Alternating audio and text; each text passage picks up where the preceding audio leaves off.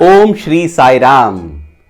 Welcome to everybody to this first episode of the story of our beloved Swami, Bhagawan Shri Sathya Sai Baba.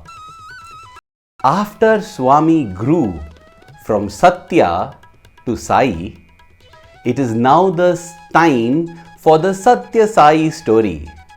And this is our very first episode of the Sathya Sai story. Our story begins in 1947, an epochal year for the Sathya Sai avatar. Even as I make that statement, I feel so foolish. Because is there any single year of the avatar, the supreme descent of the Lord of the age, to be told as the most important or critical year? For that matter, every month, every week, every day, every moment of the avatar is epochal. When that blue ball of light entered Ishwaramma as she was drawing water from the well, was that moment any less epochal?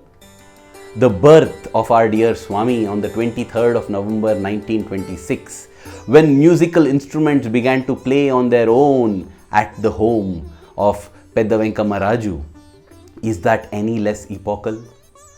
The days and hours and weeks and months that Satya spent as a little child teaching all the children, teaching all the elders in the village, making so many miracles, are they or any less epochal? For instance, Swami gave darshan to Karnam Subhamma as Lord Mahavishnu. He gave darshan as the Supreme Lord to Mother Ishwaramma. Not just that, he gave darshan as Lord Rama to his classmates in an indirect manner, because Hanuman, or an unusually large monkey, came and held his feet, stopping him from going and doing circumambulation to the Hanuman temple.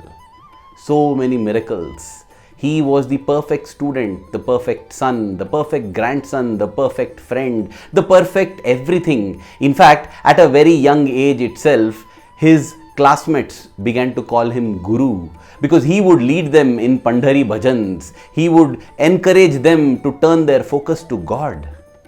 Using these Pandhari bhajans, he prevented cholera from entering the village of Puttaparthi. Seeing that, many neighboring villages invited this Pandhari Bhajan group to sanctify their own villages with these divine name singing. That has been the life of Satya as he transformed into Sai. As he studied in the schools at Puttaparthi, at Kamalapuram, at Bukkapatnam and Uravakonda. At Kamalapuram, he was the perfect scout guide. He walked all the way to the Pushpagiri fair, did so many sacrifices, drank the water from the trough of the buffaloes, went hungry for a couple of days, walked kilometers, and set an ideal in every sense. So beautiful is this story, and no wonder it is said, Swami's life is his message. Swami need not speak anything. If only we see his life, we understand that his message is the message of Satya, Dharma, Shanti, Prema and Ahimsa, along with all the other associated virtues. The Uravakonda school was blessed to see him declare himself as Sai Baba. Manasa bhajare Guru Charanam Dustara Bhavasagara Taranam. That is the first message he gave mankind. He said, "O mind, take refuge at the lotus feet of your Guru. Worship the feet of your Guru, and you will be taken across this Bhavasagara, this ocean of mundane suffering." And then he established himself as Sai. The Pata Mandiram came up, the first mandir or the old mandir in 1945. Beautiful stories, step by step, little by little he built it in a manner that is not making use of any of his divine powers. All his divine powers were used only to transform human hearts, never to help him build anything or gain glory or get wealth. He was born in the poorest of families. He was born in a village that troubled him, tortured him, hated him. And yet he shone forth like a brilliant diamond, like a million suns, sheerly through the power of pure love and selflessness. That has been the story of Sathya to Sai. And even after he did all of this, people were still deluded. In fact, his own brother Sheshamaraju had written a letter to him telling him that he better mend his ways and not proceed further in this because he might land into trouble. The world is a very cruel place. And then that historic letter in the May of 1947, Swami wrote to his brother. He announced, he spoke of his vow, he spoke of a task that is very dear to him, he spoke of his duty, he spoke of the reasons for what he has come. He also consoled his brother and said that nothing can stop his mission, his vision and his glory, because that is the word of divinity. That is the transformation of Sathya to Sai, and every moment is epochal. So how foolish of me to say that 1947 was an epochal year. But then it is also not foolish of me to say that, because it is an epochal year. Every year is an epochal year. Every month is epochal. Every moment is epochal. From a Bharatiya perspective, 1947 is the year when India gained independence. This is the year when Swami began to take concrete steps so that each and every individual gains independence. Independence. Depending on what is within, not depending on anything external, but getting in touch with the divinity within. And the story that unfolds, the Sathya Sai story that is about to unfold, will truly capture your hearts. Dear listeners, listen to these stories with faith. Listen to them with attention, and you will see love for Swami blossoming in your heart. A yearning and pining for Swami filling your being. And as you close your eyes, as we close our eyes, we will see his beautiful form blessing us with his darshan, and we will feel him in our hearts as peace, contentment and joy divine.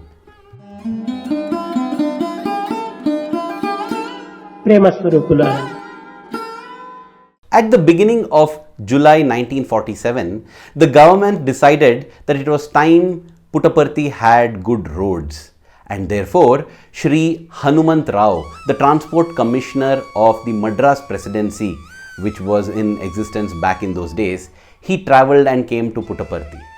He had actually had his first darshan of Swami in 1944, and the experiences of his family are so beautiful, so wonderful. Despite all those beautiful experiences, he had a period where he left Swami and went away, but then he came back again, and that is such a beautiful Leela and story. It has been covered in detail in two parts actually at these links above. This link is the first part. At the end of it, you will automatically be linked to the second part. Do watch it to understand the beautiful relationship between Hanumant Rao, the Transport Commissioner of Madras Presidency, who actually issued Swami's driver's license. All of that is there in that story. So he had come to Puttaparthi and Swami went along with him. Just imagine, Swami travelled along with him to the entire extent of Puttaparthi. See, back in those days, the place where we have the Patamandiram or the Pedda Venkamaraju Kalyana Mandapam today, that was the end of Puttaparthi. Prashanti Nilayam itself is in the outskirts of Puttaparthi. That land was procured by Srimati Sakamma and she donated it to Swami, and she wanted Swami to be free from the trouble of all these people in Puttaparthi who were troubling him. That's why outside the village it was brought. So all these Vidyagiri road that we have, all the education institutions, all of that, in the erstwhile Puttaparthi they were not, they are the outskirts. And that is the road that leads to Brahmanapalli. Swami went to Brahmanapalli along with Hanumant Rao Garu, and there they both had some tiffin and snacks and they discussed this and the plans. Swami laid it out. So you see how much Swami at a physical level has slogged. He has literally slogged for every building that is there in Puttaparthi, for every bit of the road that has been built there. After this, in July of 1947, Swami blessed the devotees of Kuppam by traveling and visiting this place.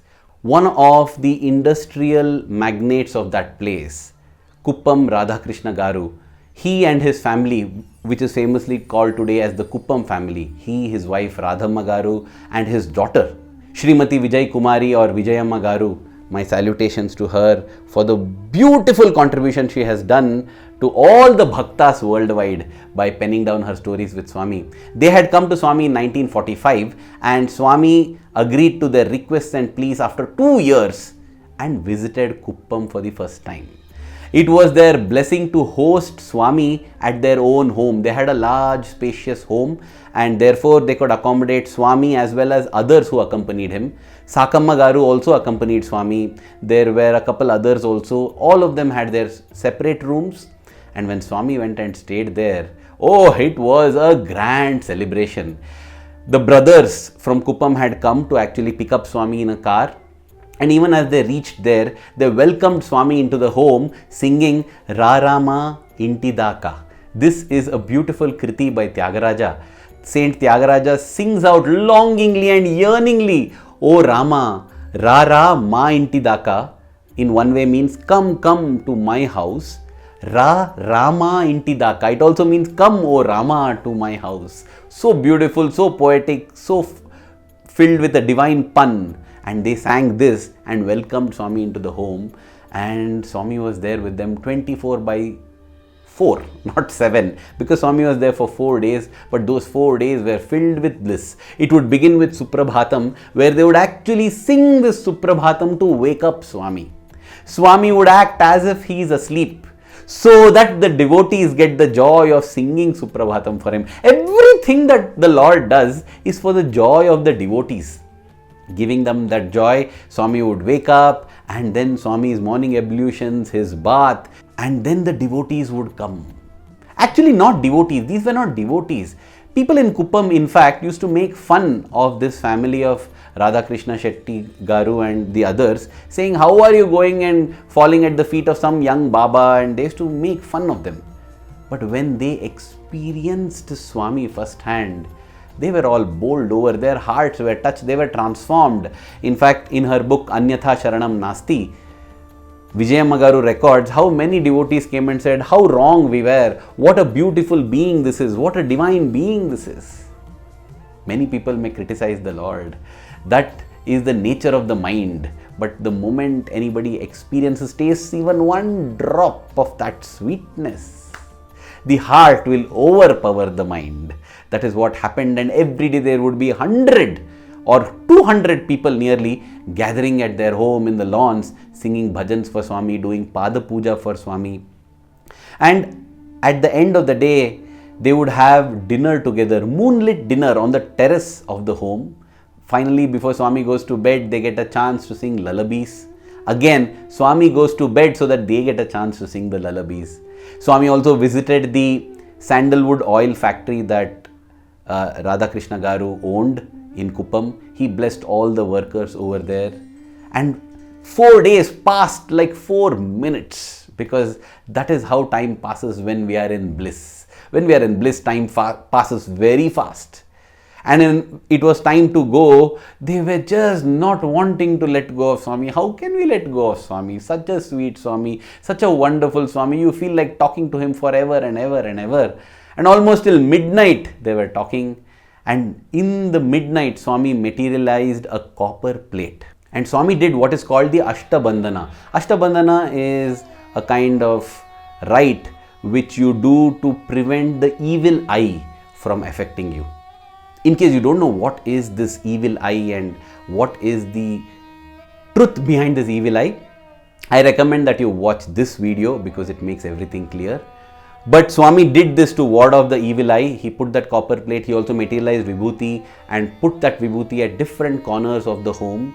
And the next day it was very, very tearful as Swami left. They were all like, Swami, please come back soon, please come back soon. And they were so tearful. And Swami also responded with that same emotion. He promised them that he would be back soon, and indeed he was back soon, but that we will cover later as the time comes. Within a few months, Swami was back to this place, and Swami left Kuppam.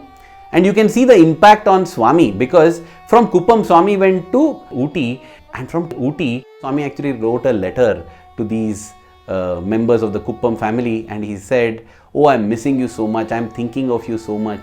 It is so beautiful here. We have gone for boating." And yes, you can see in this picture Swami sitting in the boat going for boat riding. Swami enjoyed seeing the animals there, the elephant, the deer, and all of this he described in a letter to Kuppam, writing so lovingly and longingly, saying that he is missing them. How beautiful, isn't it, this divine romance? As intensely as the devotee feels for the Lord, more intensely the Lord feels for the devotee.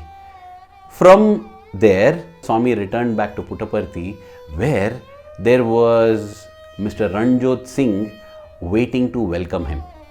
Well, we have spoken about Ranjot Singh. He was part of this growth of Sathya to Sai, and he was in the police force. He's from Mysore. Now he had got a promotion and he had become the Inspector General of Police in Bangalore, and therefore he had come to seek Swami's blessings. He had come in his large Pontiac car, and he prayed to Swami to accompany him to his home in Bangalore. Swami graciously agreed. Swami sat in the car, and as they proceeded towards Bangalore, the car began to sputter and it stopped. That is when the driver informed Shri Ranjot Singh that the fuel tank was empty. He had forgotten to fill the fuel, and they were in the middle of nowhere now. Swami asked the driver to get a can of water which was there in the trunk of the car. He put his hand into it, shook it, and then he said, "Go, fill the petrol tank and let's proceed." The driver thought Swami is crazy, and he didn't do it. He just looked at his master, Ranjot Singh. Ranjot Singh is a devotee. As I said, we've already covered his story. He just said, "You follow what you have been told. You have been told to put it in the petrol tank. Put it in the petrol tank and let's proceed." He put it in the petrol tank, and they indeed proceeded. The car travelled without any more hitch all the way up to Bangalore. Swami stayed at the residence of Ranjot Singh, blessed him. After that, Mr. Ranjot Singh invited Swami to travel along with him to Mysore as well. And so Swami went there to Mysore. And in Mysore, he hosted Swami at his home, and he took him to Bandipur and the other animal reserves that are nearby to Mysore. There they stayed in the traveller's bungalow, went around seeing the animals, and Swami delighted them with some beautiful miracles. To start off with, Swami materialized a large diamond ring for Ranjot Singh. This ring stayed on Ranjot Singh ji's finger all his life, and it is said that when he passed away, mysteriously the diamond just dissolved and disappeared. It returned back to Swami. It was there as a proof of his love and grace all through his life. Swami now, stopped the car at one place, and he saw a croton bush. A croton is a ornamental plant. And Swami asked for a bed sheet, and he said, "Just cover this croton bush with that bed sheet." Everyone did as they were told. Then Swami just waved his hand over that cloth, and Swami said, "Now remove the bed sheet." And when they removed that cloth, that croton bush was bearing large, luscious, delicious apples, which Swami told everyone to pluck. They actually plucked apples from a croton bush, and they enjoyed it. By now, I think the driver also was not surprised, having seen someone transmute water to petrol. I don't think he was surprised to see apples growing on a croton bush. So this is the beautiful Leela, the Mahima actually. The first 16 years of Swami's life, Swami said, is the Leela phase, the playful pranks of Sai Krishna. Now these are the Mahimas of Lord Sai Krishna, or Sai Rama as we choose to call him, because the next 16 years, Swami says, of his life from age 16 to 32 are Mahimas, or grand miracles that inspire awe. So these are some of the miracles that Swami did. Before I conclude this episode, I must tell you one more important thing that happened in 1947, coinciding with the Indian independence. This was the time when Professor Kasturi was being prepared to come into Swami's fold. Yes, that is a very beautiful story and a long story in itself. I have covered that in detail at this link above. Do watch it, because this was a period of intense pain for Professor Kasturi. He lost his youngest son, who was brilliant, and he was in the depths of sorrow. And he was told by a monk from the Ramakrishna mission that the same Lord who has plunged you into this sorrow will pull you out of this sorrow. And it happened in such a beautiful manner. As I said, it's at that link above. Dear brothers and sisters, dear fellow pilgrims on the pathway to Sai, I do hope you enjoyed this first installment of the Sathya Sai story. I definitely enjoyed it a lot, and it shall be my endeavor that on a weekly basis, as an offering to Swami for his 100th birthday, we enjoy these stories. You see how selfish we are. As an offering to Swami, we offer him something that we enjoy. It is like when we offer prasad to Swami, right? We offer naivedya to Swami. We cook something that we like. But Swami is very happy. Whatever we offer to him, when it is offered with love, he is very happy. Dear Swami, this is an offering of love at your lotus feet. Please accept it and bless us that the love that we have for you in our hearts keeps growing stronger every passing moment. Thank you. Jai Sai Ram.